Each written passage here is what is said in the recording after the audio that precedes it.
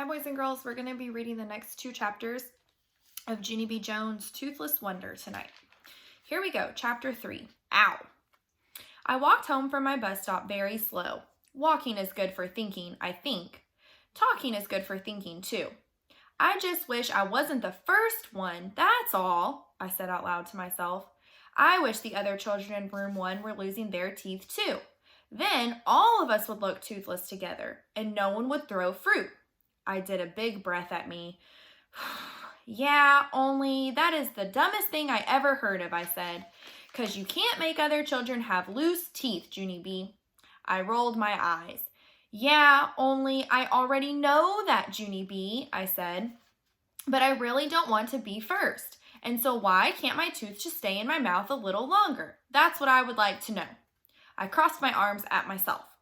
'Cause you keep wiggling it, that's why, I said. Maybe if you didn't wiggle it, it would get tight again. Did you ever think of that? Huh? Did you? So Junie B. Jones is talking back and forth with herself. I walked and walked some more. Then all of a sudden I did a gasp. 'Cause I did think of that. I ran to my house speedy quick. My Grandpa Frank Miller was babysitting my fussy brother named Ollie. Grandpa Miller, I know what to do about my tooth. I know what to do about my tooth, I hollered real happy. Grandpa Miller was bouncing Ollie on his lap. Ollie was wearing his drool bib. Also, he was slobbering and chewing on his arm. Ollie will not be popular in school, probably. Mother says he is a drooly and fussy baby because he will be getting teeth soon.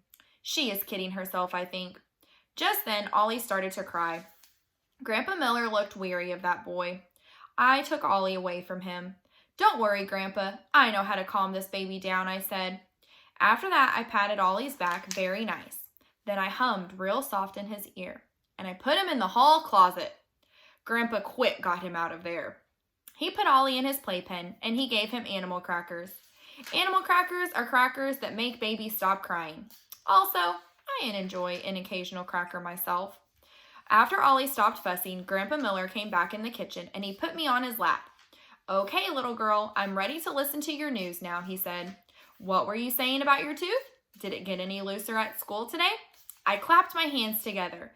That's what I was going to tell you about, Grandpa, I said. 'Cause at school, I found out that I'm the first person in room 1 to lose a top front tooth. And so at first I felt proud about that news. Only then I got nervous on account of who wants to look like toothless Uncle Lou. That's why. And so then I had a long talk with myself. And hooray, I decided not to lose my tooth after all. My grandpa raised his eyebrows at me. Really, he said. You're not going to lose your tooth, huh? Do you really think you can do that, honey? Yes, I said. I know I can do it, Grandpa, because all I have to do is not wiggle it anymore, and then it will get real tight in my mouth again. I am sure of it. I'm positive. I reached in my mouth and touched my tooth very light with my finger. Yep, I can feel it. It's tighter already. I opened my mouth and pointed. See it, Grandpa? See how tight it's getting? Grandpa Miller squinted his eyes. Gee, honey, I don't know, he said. It still looks pretty loose to me. Then, without even asking, he reached in my mouth and he started to wiggle it. No, I yelled. No. I snapped my mouth shut. Ow, said Grandpa. He quick pulled out his finger. Ow, I said right back, 'cause I felt a pinch, that's why. I poked all around with my tongue. Something did not feel right in there. My heart started to pound very fast. I held my breath. What do you think happened, boys and girls, if he was wiggling her tooth? And now her tongue feels funny in there. What do you think happened? Then I opened my mouth kind of sickish, and I spit my tooth right into my hand. He pulled her tooth out.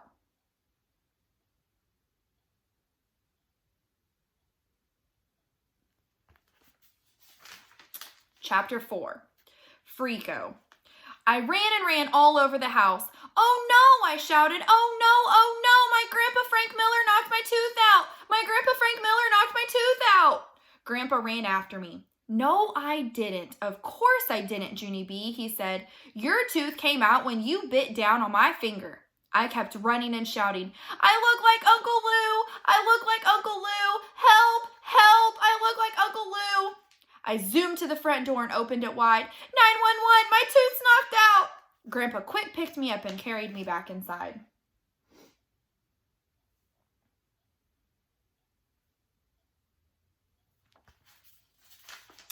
Then he took me to the bathroom, and he gave me a paper cup with water. Rinse and spit, he said. I did what he said, only that's when the worstest thing of all happened, because my spit water turned pink. I did a gasp at that sight. Blood! Blood! There's blood in my spit! I hollered some more. Grandpa Miller covered his ears. Please, Junie B, just stop screaming. After that, he took an aspirin. Plus, also, he ate 2 Tums. So an aspirin is what you take when you have a headache, and Tums help your stomach. I kept on rinsing and spitting. Then finally, my spit water turned regular. Whew, I said. That was a close one. I was almost out of blood. Grandpa bent down next to me and smiled. Well, let's have a look, he said. I opened my mouth for him. He looked in and did a chuckle. Then he lifted me up to the mirror so I could see too. I quick closed my mouth again, because I was nervous to see myself, of course. My tongue felt my tooth hole. It felt very roomy in there. Well, said Grandpa Miller, aren't you going to look, honey? It looks cute, Junie B. It really does. My heart pounded and pounded. Then, fast as a wink, I opened my lips, and I did a little peek at my mouth. I quick closed my eyes again, because what do you know? A freako. Put me down, Grandpa, I said. Put me down right now. I don't want to look at myself again. I don't. Grandpa Miller put me down. Just then my nose started to sniffle very much, and my eyes got tears in them. I don't like me, I said. I don't like the way I look. Grandpa blew my nose on toilet paper. I'm never, ever going to look at myself again. Not ever, ever, never, and I mean it. Grandpa bent down next to me. I want you to listen to me, little girl, he said. I would never lie to you, Junie B. You look every bit as cute without your tooth as you did with it. He gave me a hug. Your new smile is wonderful, he said. You didn't even give it a chance, honey. You really need to look at it again. Honest, you do. He ruffled my hair. Do it for me, okay? Just give yourself one more chance. I rocked back and forth on my feet very slow, because I needed to think this over, that's why. Finally, I did a big breath. Oh, okay, Grandpa, I said. If you really want to lift me up there again, I guess I will let you, but I'm only doing this to be nice. Grandpa Miller patted my head. You're very kind, he said. After that, he lifted me back up to the mirror. Very slow, I opened my mouth again, and I peeked at my new tooth hole. Try smiling, said my grandpa. You'll love your new smile. I know you will. I did a nervous breath. Then I smiled at myself, kind of shy. See, said Grandpa Miller. See how cute it looks? I didn't answer him. Instead, I made another face at myself. And then another one, and another one. Pretty soon I tried every face in the book. Finally, Grandpa winked at me. So what do you think, little girl? He said. How do you think you look? I smiled kind of shy again. I think I look fascinating, Frank, I said. Grandpa Miller put me back on the floor. Then he went to the kitchen, and he got a stool, and he brought it back to the bathroom. He helped me up to the top step. I stared at myself till Mother came home. So now that she sees how she looks, how does she feel about losing her tooth? Does she feel sad about it anymore? Or does she now feel happy and like the way she looks?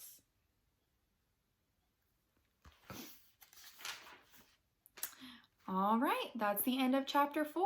So we will read the next 2 chapters tomorrow. Good night.